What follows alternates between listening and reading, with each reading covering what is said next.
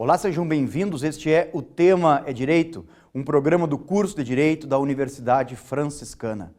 Não deixe de mandar suas sugestões de pauta para direito@ufn.edu.br, que na medida do possível nós atenderemos a sua solicitação.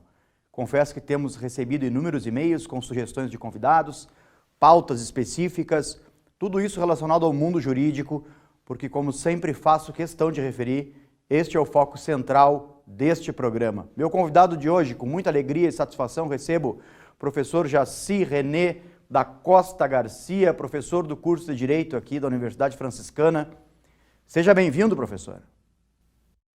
Obrigado aí pelo convite. Assim, é sempre um prazer estar aqui nesse programa, né, conversando a respeito de algum tema escolhido aí pela bancada. Fico sempre à disposição e com muita satisfação sempre atendo assim os chamados aí no programa. Professor, os anos vão passando, as décadas vão passando, as pesquisas vão aumentando e é sempre importante a gente falar numa teoria séria de direito ou do direito, uma teoria condizente com a proposta de um Estado que se proclama democrático de direito. Qual é a tua percepção sobre isso, professor?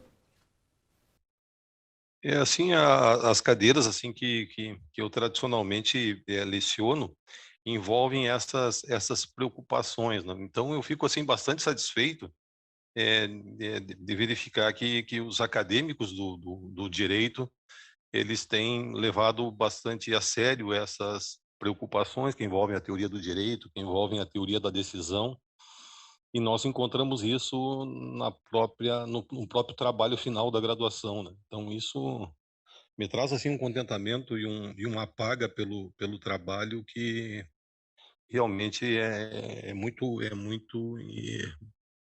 gratificante, né? Porque a gente encontra trabalhos finais de graduação retomando essas questões, né? Que são, na realidade, falam da aplicação, né?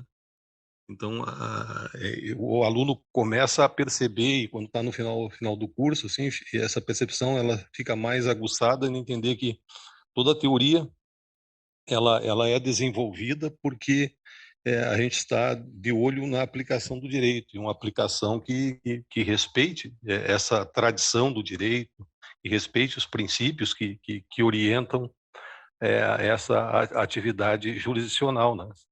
Atividade de produzir respostas em direito. Porque por muitos anos, muito possivelmente, as pesquisas em direito foram classificadas como pesquisas eminentemente teóricas. Isso poderia causar algum entrave no que tange a aplicabilidade dessas pesquisas em nível de graduação, por exemplo, e obviamente depois, né, no mundo da vida jurídico. Qual é a tua concepção sobre esse estreitamento entre teoria e prática? Porque a gente vê cada vez mais que aquilo que se pesquisa teoricamente nas academias vem se implementando praticamente nos tribunais brasileiros em todos os níveis. Como é que tu percebe esse fenômeno, professor? Assim, eu acho muito interessante, por exemplo, vou dar um exemplo prático, assim, tem uma cadeira que eu trabalho que é Teoria da Constituição. Uma Teoria da Constituição é uma cadeira introdutória ao constitucionalismo, que vai ser desenvolvido posteriormente, um estudo mais analítico do texto constitucional, nas cadeiras de Teoria da Constituição, nas cadeiras de Direito Constitucional. Mas essa cadeira propedêutica de fundamentação, ela é essencial, porque já nessas cadeiras nós conseguimos mostrar o pensamento jurídico aplicado no âmbito do direito constitucional. Então, isso eu já procuro fazer desde esse momento inicial, mostrando que teorias como Conrad Hess, esses autores constitucionalistas tradicionais, né, que foi orientador, por exemplo, do Peter Hiberle, que vai aparecer também no direito brasileiro, alterações, por exemplo, processuais, como o Amigo da Corte, ele nasce dessa visão pluralista, aberta e democrática, né, proposta pelo Peter Hiberle, né? E é interessante quando a gente mostra o aplicador do direito.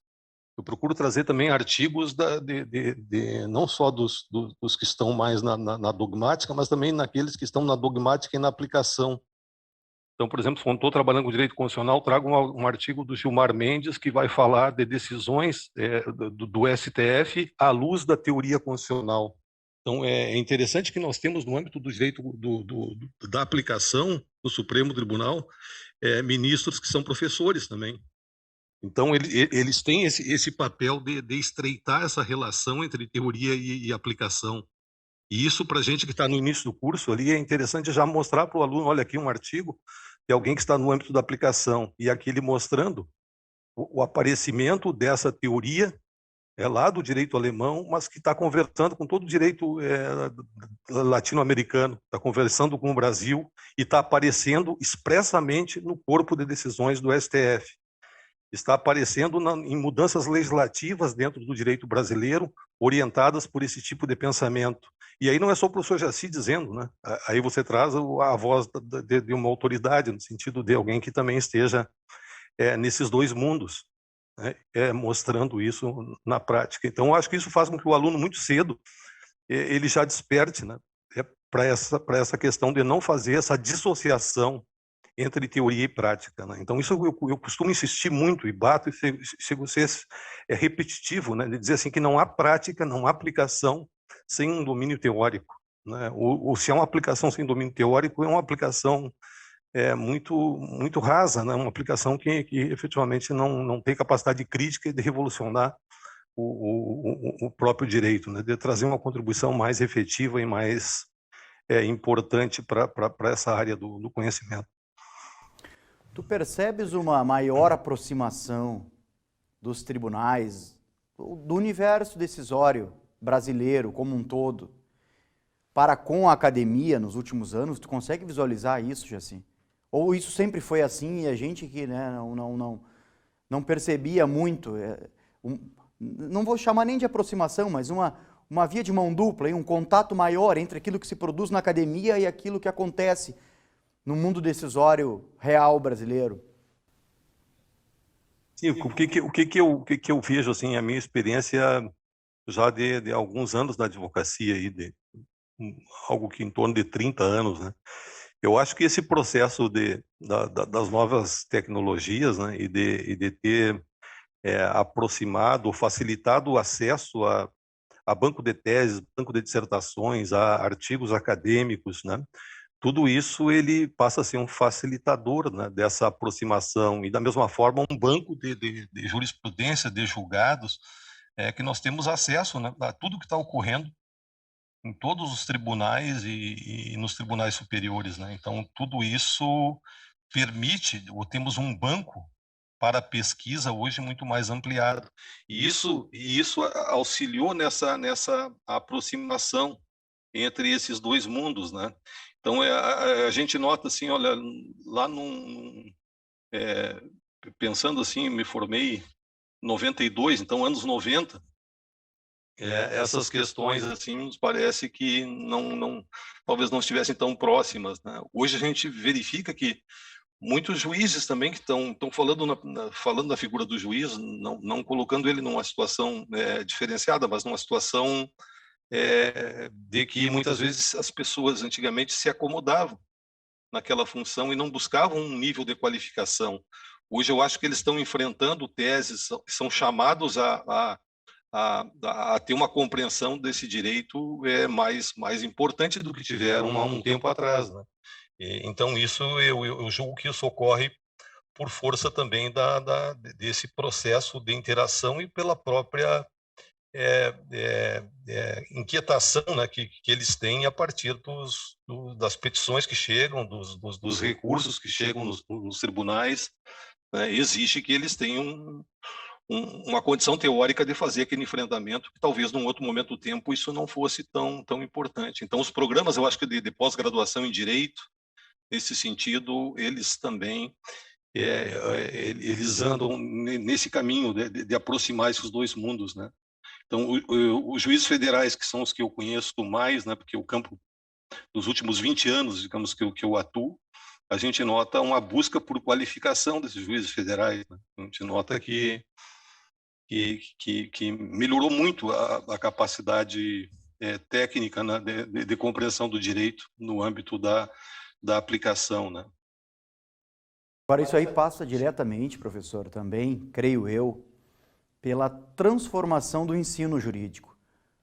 Porque nós tivemos, né, uma época de ensino mais dogmatizado do direito, um ensino mais técnico, E isso paulatinamente foi se transformando. Os cursos de graduação em Direito, vou dar o exemplo do nosso aqui da Universidade Franciscana, é uma prova viva disso que eu estou dizendo. É de cursos que se apoiaram em atividades de pesquisa sérias, onde se desenvolveu as mais possíveis teorias do direito, desenvolvidas inclusive a nível global, e isso acaba depois se refletindo na atividade prática jurídica, porque os alunos vão passando nos concursos, eles vão advogando, eles vão etc. E isso acaba ser, né, uma espécie de uma circularidade hermenêutica, aí, aproveitando a expressão, que vai retroalimentando um sistema que vai se sofisticando no que tange a importância da teoria do direito. E isso aparece na sala de aula de uma forma muito interessante. Eu queria te ouvir um pouquinho sobre isso, né? Sobre a receptividade dos alunos, como é que tu trabalha isso em sala de aula? Acho que esse é a grande sacada aí, professor. Eu acho que esse chamado, alguns vão chamar essa circularidade como um círculo virtuoso, né? No sentido que a prática vai sendo conduzida por esse processo que vai ocorrendo no âmbito da academia, né? Então, eu acho, assim, que os alunos, também aí por uma experiência longa de magistério, né? A gente vai ficando velho, né? Os anos vão passando, a gente vai tendo essa... eu fui olhar agora há poucos dias, a minha primeira experiência de docência foi em 92. Então, no ano que vem, eu completo 30 anos de docência no ensino superior em Direito, né? Então, passou um tempo, assim, e eu vi acontecer nesse tempo, né? Essa transformação também do aluno, né? Pensando o aluno agora de uma forma geral, né? Ele também entendendo, né? Porque o aluno me parece assim que pensa muito nas disciplinas, e eu acho que é mais fácil trabalhar porque elas seduzem mais, né? Essas disciplinas mais dogmáticas, né? Historicamente, elas têm esse papel, mas nós das propedêuticas temos essa dificuldade inicial, né? Mas me parece assim, quando a gente supera isso, o aluno entende da importância desse domínio teórico para a prática, quando a gente consegue sinalizar, a gente precisa às vezes de 2, 3 aulas para deixar isso inculcado, né? Trabalhar com isso com maior intensidade, né? Mostrar que não há prática possível sem domínio teórico, que eles não vão ver, assim, eu costumo dizer para o aluno, vocês querem estudar leis, né? Eu digo para vocês, só as leis federais aqui, vocês não vão estudar no curso de Direito nem 1% das leis federais. Nós temos mais de 10 mil leis federais, algumas leis com mais de 1.000 artigos. Então, nós vamos dedicar algumas dessas leis que são importantes nas áreas do direito e que definem algumas delas, determinadas áreas do direito, essas nós vamos dedicar algum tempo. Por exemplo, o direito civil, nós temos diversas cadeiras que vai trabalhar com uma única lei federal. Claro que com algumas leis que fazem relação, mas é muito pouco que vai se estudar de lei. Então, qual é a nossa salvação? A salvação é compreender como funciona o ato interpretativo do próprio direito, é conhecer os fundamentos, a base desse direito, porque isso que vai dar, ao final, autonomia, uma capacidade emancipatória para esse aluno sair do curso e dizer assim, olha, agora realmente eu matei o professor, eu não preciso mais do mestre, porque eu tenho agora as ferramentas para modificando uma lei ou enfrentando uma nova lei que não via ao longo do curso, uma capacidade e uma autonomia desenvolvida para fazer esse enfrentamento e ter uma compreensão dessa lei aplicada, né? Então a teoria eu sempre digo para o aluno, a teoria nos salva, porque ela nos dá essa capacidade de enfrentamento, porque jamais vamos conseguir, teria que ter um curso com 500 anos, um curso de direito, para a gente conseguir dar conta só da legislação federal. Imagine estadual, leis municipais. Então, quer dizer, não há como se pensar, se focar no estudo da lei, há que se focar no estudo de como efetivamente, ou quais as bases, ou quais as teorias nos ensinam a interpretar bem as normas existentes, né? Então, eu acho que esse tipo de discurso ajuda o aluno a despertar, acende uma luzinha, né? Para que ele entenda, olha, a teoria realmente é o que me salva, é o que me dá a condição de autonomia, né? Então, eu acho que esse tipo de discurso é um discurso que eu procuro fazer, às vezes, nas primeiras aulas de filosofia no direito, e, e acho que alguns me ouvem, né? A gente nunca consegue chegar em todos, né? Mas acho que que a gente, quando os professores, e os professores, os próprios professores das cadeiras curriculares que são mais dogmáticas, eles também hoje já são professores que olham as questões dogmáticas à luz de uma fundamentação teórica, né? Então, tudo isso contribui, né? Não estamos sós, digamos assim. Há um tempo atrás, não parece que havia uma divisão mais nítida, né? Esse professor é da teoria, das disciplinas mais teóricas, e esse outro professor é das práticas, né? Então, hoje parece que nós também já ajustamos isso no próprio curso, né? Isso já é um discurso não combinado, diria assim, mas um discurso que já está orquestrado por força dessa própria mudança que o professor Cristiano então falava, né? Essa mudança da própria estrutura curricular, essa mudança acadêmica, né? Que também ocorreu ao longo dos últimos 20 e poucos anos. Maravilha. Professor, queria te agradecer pelo aceite em participar aqui do programa, te parabenizar com muita satisfação por esses anos todos aqui de UFN e dizer que as portas do estúdio sempre abertas ao amigo. Agradeço aí, professor Cristiano, as palavras aí, e fico também sempre à disposição quando quiser trocar alguma ideia aí sobre essas questões. Obrigado. Agradecemos, professor. E agradecemos a você também pela audiência. Fique ligado nos próximos programas da TV da Universidade Franciscana. Até a próxima!